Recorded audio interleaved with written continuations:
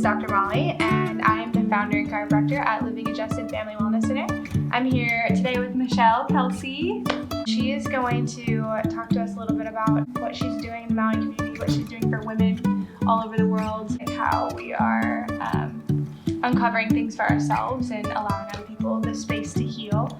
I think it happens in a lot of different avenues, and so the conversations Michelle and I have had have been really powerful, and really changed me just through a few interactions. And so I invited her on here to chat with us. So, Thank you. Yeah, Thanks for having me. Thanks for coming. Yeah. Tell us a little bit about who you are, what you're doing, and So I'm a life coach, and I primarily work with women. And my focus has been somewhat on the experiences that I have had. I went through a really difficult divorce a couple of years ago, and difficult as in just as divorce can be in so many ways, but difficult for me. My heart really goes out to women who are struggling with that.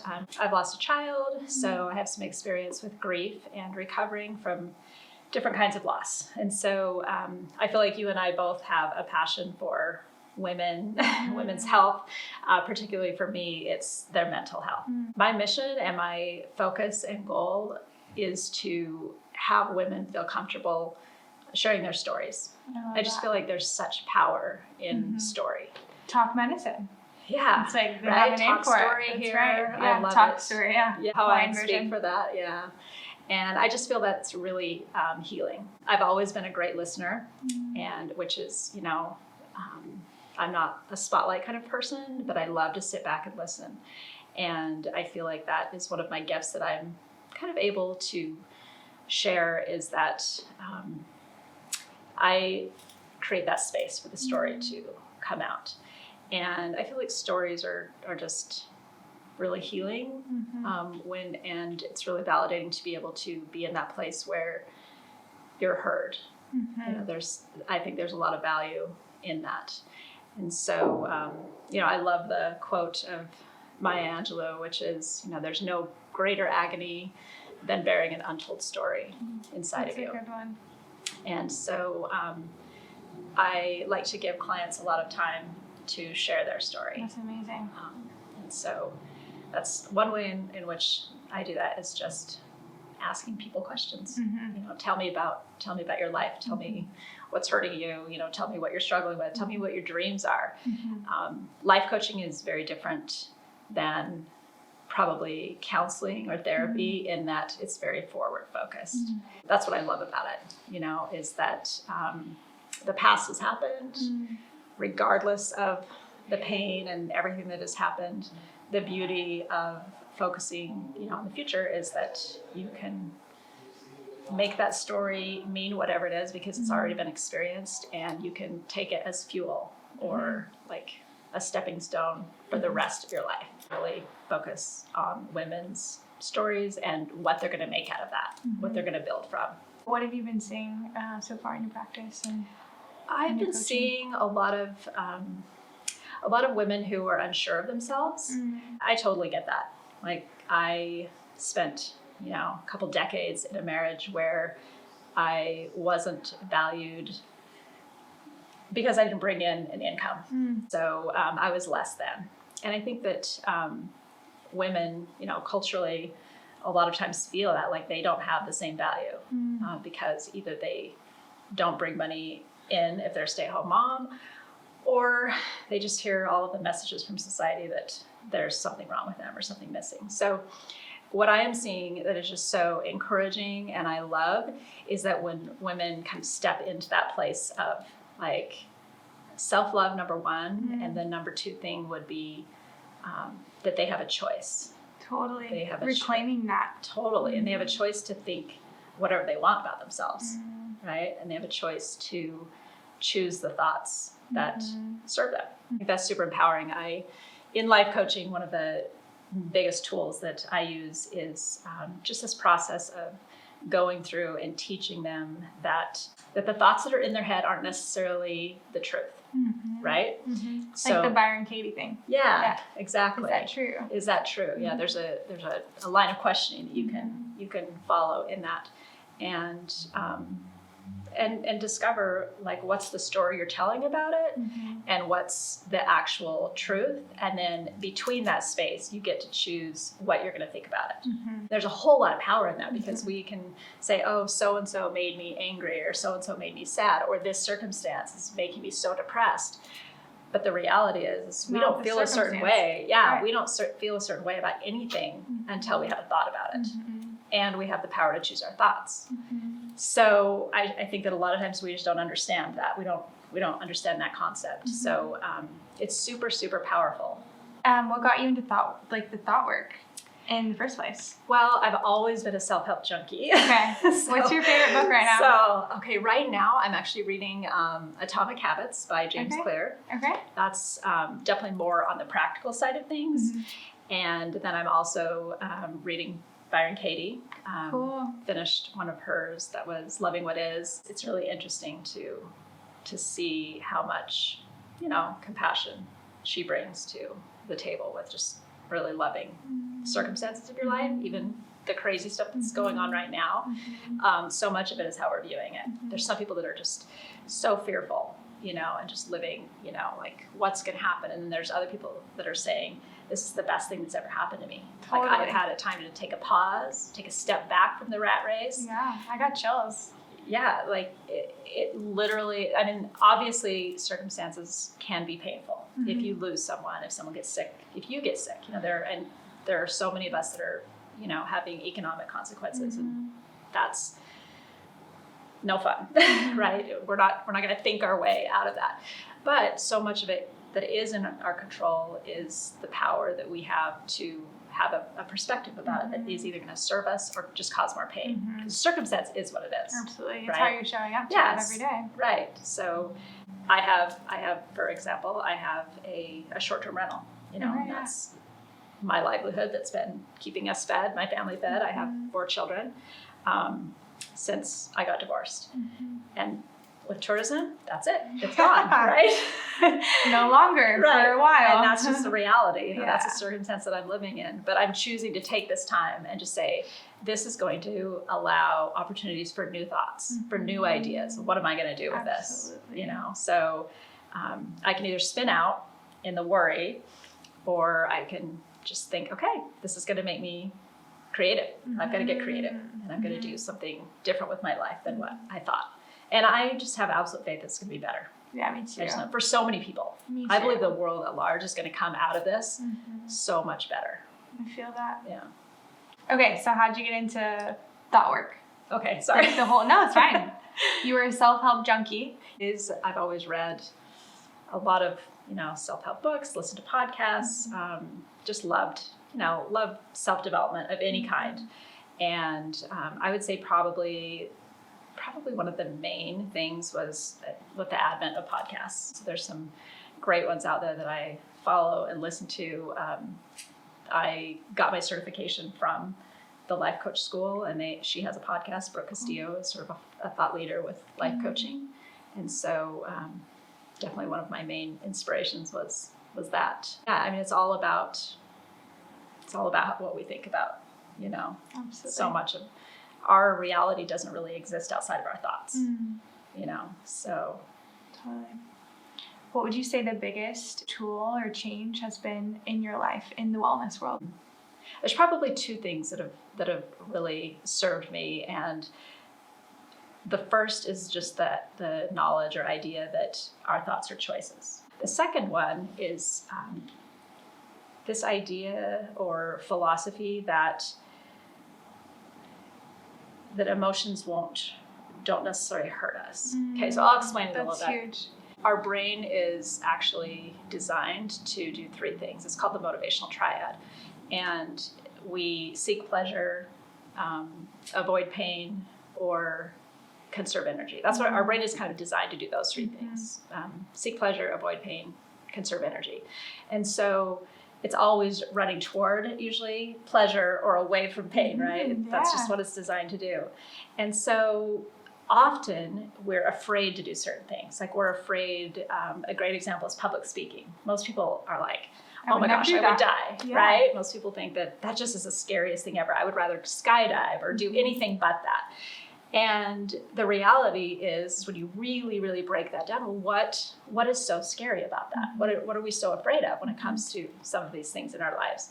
And when you think about it, like with public speaking, well, I'm afraid that I'll make a fool of myself, right? I'm afraid I'll say something that would be really embarrassing to me later. I'm afraid that I'll look like an idiot. So then you take that a step further and you say, so why? Like, why are you afraid of those things? Well, then it becomes hard to answer. Well, I don't know, the judgment. Yeah, like I'm worried about people criticizing me or making fun of me. Well, why? Well, because I'll feel embarrassed. Okay, so what does embarrassment feel like? Like what? Or I'll feel ashamed. You know, what does that feel like? Well, when you get it down to that, you realize these emotions that we're running from, we're so afraid to have, are literally just vibrations in our body. And it's manifested physically. Like we may have a pit in the bottom of our stomach, right? Yeah. Our face may flush. We may feel, our heart may race a little bit or something. And yet, when you think about it in those terms, that's really? Okay. Is that what you're handling? Right. Like I can handle the flutter of my heart or the pit of my stomach. Yeah, and usually an emotion that we would feel lasts maybe a couple minutes tops. Usually not even that long. And so many of these fears that we don't really flesh out and really understand keep us from living the lives that we desire to live. They keep us from being our best selves because we're afraid of feeling a feeling. 100%. I see it in practice. Yeah. We like shut it off. It's an instant switch. We're turning it off. We don't want to feel that. Right. And a lot of times it's triggered to sometime in our life, like third grade, someone made fun of me for wearing a training bra, like whatever it has, whatever it is. Yes. And so now I'm super conscious about my image, and that vibration is stored and when it's not able to be integrated. And so it shows up physically, it manifests physically, and a lot of times we see too, it's like it'll manifest as like tension or changes in tone or pain eventually, or disease process. Like it's going to show up in your body at some point unless it's recognized and processed. So, and then it shows up in your life on the daily when you're not living that amazing life that you could be simply because you're afraid of feeling emotions. So it's hard work, but it starts with awareness. And the first thing is just recognizing, like, oh, that's what I'm avoiding. A pit in my stomach. That's it. And once you identify that, I just feel like it's so powerful. Because if you're willing to feel any feeling, you will do anything that it takes to be successful or heal a relationship, whatever it is that's stopping you from living your best and most full life. Once you recognize, oh, I'm just not wanting to feel this, but I can, and it won't kill me. It's powerful. That is huge. What do you think in your coaching has been the biggest block for people to live like their lives fully? The unwillingness to take full responsibility. And when I say that, it has a flip side. So if you're willing to be completely like, I have created this reality in my life, right? Like I've created this mess with my thoughts. You're telling me that everything is neutral, right? And everything is a result of what I'm thinking. Then a lot of people shrink from that. Like it's so much easier to blame people. It's so much easier to blame our past or our toxic, ex or our parents or whatever it is that we feel like that the stored trauma is coming from, or these stories that we've held on to and groomed and just like held on to like our wubby. You know what I mean? Because darn it, I'm justified because this happened to me. Well, that hang on to the story. Yeah, right. And that is your story. You believe that that's part of you. That's part of who you have become because of that. And so it's really hard to let go of that victim mentality and just step into full responsibility. But the beautiful flip side to that is that if you're fully responsible for that, then you also are fully capable of creating whatever life you want. That's amazing. It's super powerful. But I would say that's the hardest thing, just making that shift, because we're very, very attached to our victim story. We're very attached to things that we've thought for so long, because that's the way our brain is designed to be. The motivational triad that we talked a little bit about before is that we're designed to find pleasure, avoid pain, and to conserve energy. Well, it's conserving energy because it's created these neural pathways of thoughts that we've just thought for so long. they become beliefs, and then they just become this background. They're just operating in the background, and we don't recognize that. So when we have these stories that we've held on to for so long, that's created this really deep neural pathway in our brain. Totally. And so to overcome that, it requires work. Absolutely. And our brain's like, no, don't work. I'm motivated to conserve energy. Absolutely. So we literally are fighting our neurology. brain. Yeah, we're fighting neurology when we go to create new neural pathways and think new thoughts and have new patterns. But it can be done. Absolutely. What's one way you recommend allowing space in your life to make the change and to retrain your brain to think new thoughts, rewire the circuitry? Right. I would say, it has to start with awareness, obviously. So working with a life coach or someone who understands, or even self-study. I've learned a ton just reading books and really, really getting curious and interested in it. So there's lots of different methods. I would say there's probably two ways that I think are most valuable and most helpful. One of them is repetition, which we know, right? Repetition is the mother of skill. We've heard that a zillion times. So repeating something maybe with a mantra or an affirmation or something new that we want to think or do. So repetition is amazing. And the other thing, which is kind of a concept that a lot of people don't really think about much, is living from your future self. So you have to imagine, you have to take time to dream. It's one of my favorite topics. I love that too. I'm a dreamer. Yeah. I'm a dreamer achiever, so this is my alley. Yeah, so just giving yourself permission, right?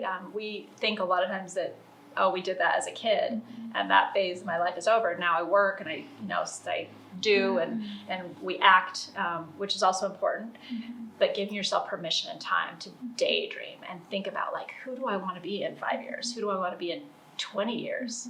If you're to take your life and draw a line, and you've got this knot on the end of that's birth, okay? And then we've got 18 years that largely are not ours, right? We're growing and being conditioned, being told what to do. Yep. Yes, yeah. So then there's a new knot at 18 around there, and then we have, let's say that we're going to live to be 100. I believe that science and everything we're fully capable of living to 100, right? So really, where are you on that continuum now? Some of you are not very far because Past you're young, 18. right? Past 18. So you've got so much of your life left to live. Some of us, when we look at our life, I'm approaching 50, I'm approaching my midlife point, and I can look at that and go, there's halfway left. But if I look at it from 18, I still have so much of my life left. I've got a long portion of life that I have to contribute and grow and become this amazing person that I want to become.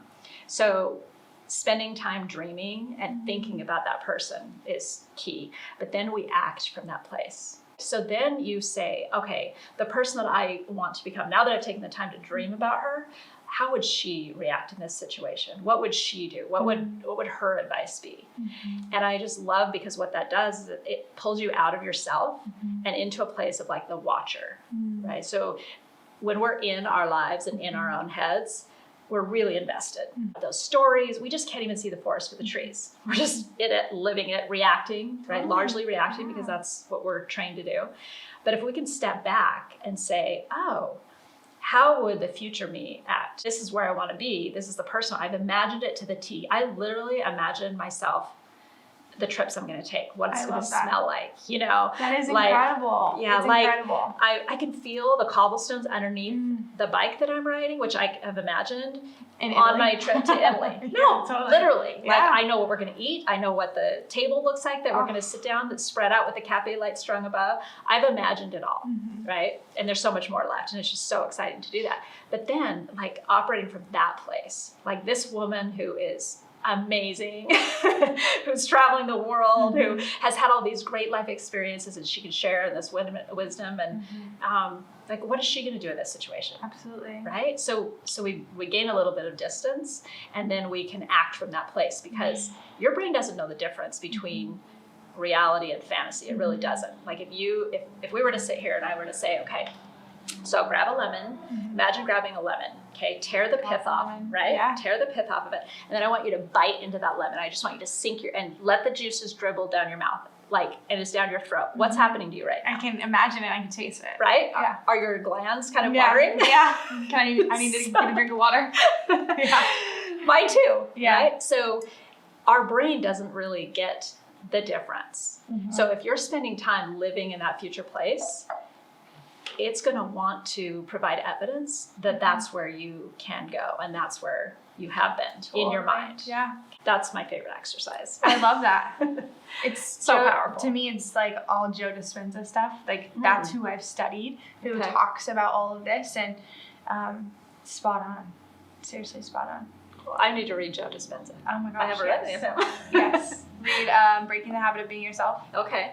Placebo Effect. Okay. And there's a new one, it's Becoming Supernatural. Okay. That's like I'll get your book audio. list. Yeah. I love it. I'm still reading Kelly Brogan. Okay. Yourself. I have like 50 pages left, maybe, but that's a good one. Yeah. So, what would you say to somebody who's not yet motivated to?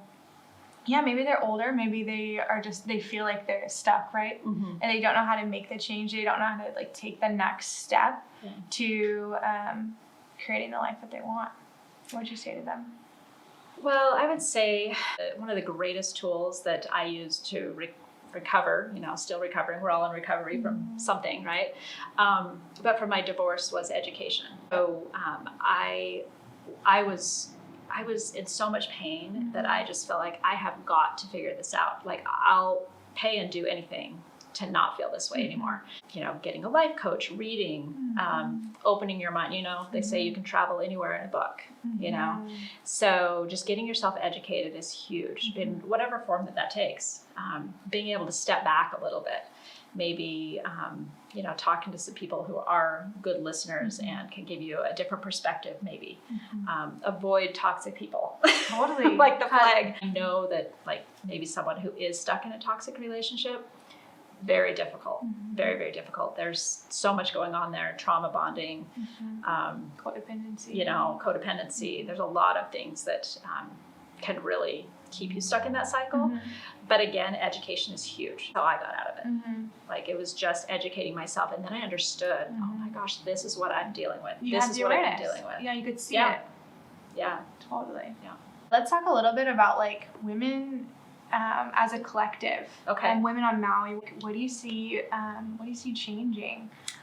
I think that there are more and more women, here on Maui and everywhere else who they're being led and sometimes in some cases forced out of traditional roles, which I'm a mom, and I lived that traditional role, which I loved. That's all I wanted to do, right? So I have such high regard for that. And I really do believe the adage that, the hand that rocks the cradle rules the world. So I am a huge proponent of motherhood. I am not a huge proponent of living someone else's life because of the role that you think society has placed on you. What I love so much now about society and the way it's changing, especially here on Maui, because it's an expensive place to live. Absolutely. And we have to hustle. We have to be creative. There are so many women that are entrepreneurs now. I am just so excited by the imagination, by the creativity, by these women who are go-getters. And it's just so beautiful to see, because I know that there is no such thing as having it all, but I believe that different times in your life, you can't have it all. You just can't have it all at once, right? So if you are a mom, give yourself space and time to create. Absolutely. You never know when that may become something that could be a business, and maybe you need to now, and that's okay too. Give yourself a break when you're not the perfect mom and the perfect business owner and the perfect wife, all of those roles. You've got to be just really, really kind to yourself. I really think women are they're coming into their own. I'm so excited for the future of women. And I sort of feel like this crisis is also going to be a big push in the right direction for women to be able to do online businesses. Totally. Everything's going online. Yep. So there's there's so many opportunities, and you know, technology and people are stepping up with the things that will support that. You know, there's so many people teaching other people how to do it. Totally. You know, we have opportunities with social media that we never had before. Your daughter's a great example of that too. Yeah, just, like, her skills. She's really loves that, and she loves creating beauty, and that's her tool. You know, is technology. So it's just so many great ways that we can express ourselves now. And I'm excited. And like I said, I think that Maui is a special bubble for that because we have to. Totally. Right? Necessity is the mother of invention. I was going to say it drives efficiency. It drives the product to be made when we have to have it and when we need to do it. Right.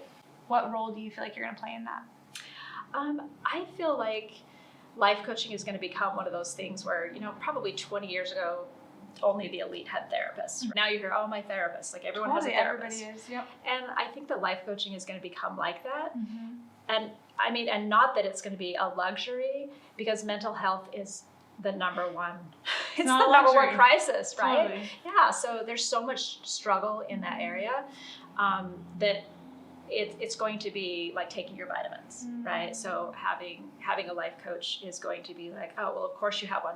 And again, not that it's like, oh, it's going to become a luxury. It's a necessity, because we're so much better at viewing someone else's life, right? It's so easy to give advice or even to have perspective when it's not your head that you're inside of, right? Absolutely. I see it every day. Yeah. I'm like, this is what you could do. And then I'm like, oh, I need to go home and do this. Right?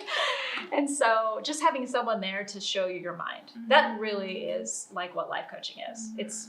It's someone showing you your own mind. Turning the light on for you. Yep. Yeah. So I feel like that's the direction that it's going. And, you know, it's new. It's been around for a long time, but it's relatively new to the masses. You know, people are like, what's that life coaching? I can't tell you how many times I get asked, what do you do? What is that? Yeah. Explain that to me. Tell me what it is. What's your elevator pitch? Do you have one? Not really. No? Yeah, I don't know. Honestly, that's something I need to develop. It's one of those things that I've been like, I really need to get my succinct, you know. I took mine from my mentor. He was like, have it. I help people live in their bodies with more grace and ease and awareness. Oh, I love that. Yeah. Maybe I'll just say, I help people live in their minds with more grace and ease and awareness. Perfect. We got it. Between the two of us, we're a great team. Yeah, exactly. I mean, we both work with the neurology. Yeah. And you're looking at a whole picture, right? You're looking at the physical stress, the emotional stress, the chemical stress, the spiritual picture. Yeah. And so taking that all into consideration when you're wanting to move forward. And I think that people are going to become more and more aware of that. Like they're going to want to, you know, take care of their bodies. They're going to want to live in alignment, and they're going to know that, oh, there is no such thing as a separation of mind and body. Totally. Like I take care of my body. See that now. Yeah. And my mind is better. I take care of my mind, my body is better. And not just, I mean, physically, I think that happens, but also emotionally. You all of a sudden think, oh, I'm on my game in this area. I want to be on my game in that area. I want to take care of, you know, my body, because I recognize it's the vessel that houses my spirit, right? It's so powerful. And so everything's connected. Yeah. And that recognition too is just it's simply allowing yourself to have capacity to see it, right? Right. Yeah. So we do the thought work. We do the physical. We do the physical side of it, and we take stress off the nervous system. We change the thoughts, and then the rewiring of the brain happens, and you have more capacity to be, you know, be in the world with more grace and more ease and more awareness. So, I love that. Yeah, it's huge. I'm like very grateful for our connection and like meeting you and knowing what you do. And I agree. I think that it's serendipity. Yeah. I don't believe that I don't believe in accidents. I don't believe in coincidence. I think that everything happens for a reason, and it's always for our good. Man, I just read in the book you gave me, the Own Yourself book, there's an old Chinese proverb, and he talks about, so there's this old man, he I can't remember everything that happens in the story, but basically his horse leaves, and people come to him and be like, oh, I'm so sorry. And then something happens to his son that's great, and everybody comes and like, I'm so excited for you. And then his horse comes back. Yeah, he says maybe to everything. He's like, okay. And then his horse comes back, his son gets on the horse and breaks his leg, and everyone says, oh, I'm so sorry. And he's like, okay, maybe. Yeah. And then a Chinese government comes through and is like enlisting everybody in the army, but his son can't go because he had a broken leg. And everyone's like, wow, you're so lucky. And he's like, maybe. You know, it's like all an accumulation to, for the greater good. Yeah, I believe that. I believe, again, back to Byron Katie, you know, the title of her book, Loving What Is. And my favorite part out of that book is that she says, you know, what was it? Hang on. So Byron Katie says that I've found that when I argue with reality, I only lose 100% of the time. And when I argue with reality, it causes me pain. So she has learned to love what is and accept that that is what is supposed to happen because that's what's happened. There's so much peace in that. You know, I love that. The other thing that she teaches, this, I just absolutely love this about it, is she talks about your business, my business, and God's business.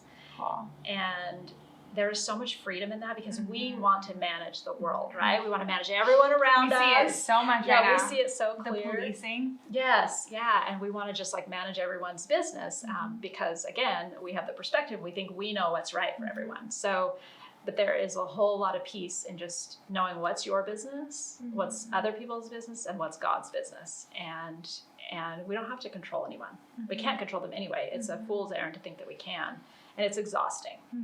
Right? So accepting and loving what is a really peaceful, powerful place to live. So tell us a little bit about what brought you to Maui. Okay, so I moved here about 11 years ago from Idaho, and with my whole family. We came with suitcases, and that was it. We were just a passel of kids and a passel of suitcases, and we were escaping the terrible Idaho winters, you know, after having grown up in Idaho.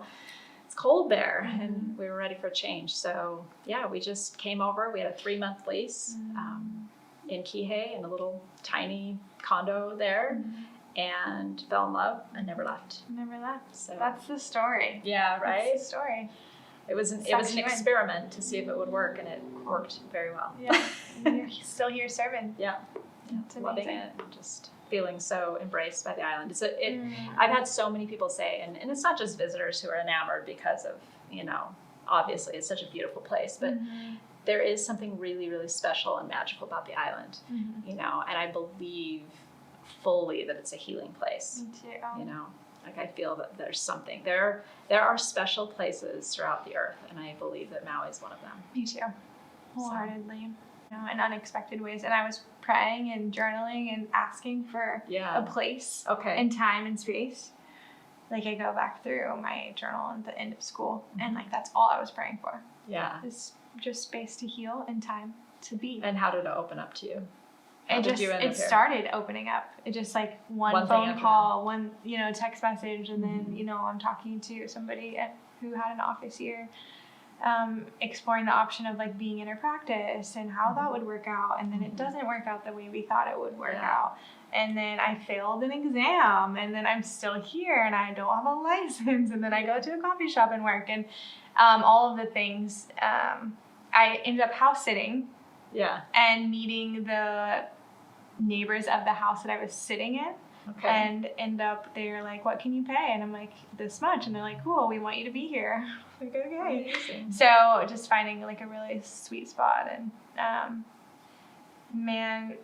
this space, you know, like randomly meeting someone whose partner is opening up a co-working space that has a spot for me. you know, it's like, it's just, it's all really like embraced me. Like I love that. Yeah. I feel like a lot of our journeys I feel like my journey even to like life coaching has been one of breadcrumbs, you know, and I just feel like God, the universe, however you want to view it, drops little breadcrumbs that we can choose to pick up or not, right? And the direction of our lives could go a lot of different ways. But I just feel like for me, it was like I just picked up one breadcrumb after the other, until it led me to where I just knew. I was like, this is where I'm supposed to be and what I'm supposed to be doing, 100%. And it just felt like slipping into like an old, comfortable t-shirt, like, oh, I'm home. It's familiar. Yeah. That's cool. Yeah. I love that. Thank you so much for being so a much. guest. Yeah, thanks so much for having me. Yeah, this is awesome. I could talk for hours. Yeah, same. I really could too. I feel like we're just on the same. Soul sisters. Yes, absolutely. Thank you for being here. Thank you. It was a pleasure having you, a pleasure chatting with you. I think that everyone who's listening is going to learn a lot, like what you're offering. Yeah, I just would love to give women the opportunity to tell their story and see it in a different way. That's my dream, is just to, help them do that. Exactly. So thank you for giving me the chance to talk. Absolutely. So if you have any questions, you can put them in the comments below. You can find Michelle at...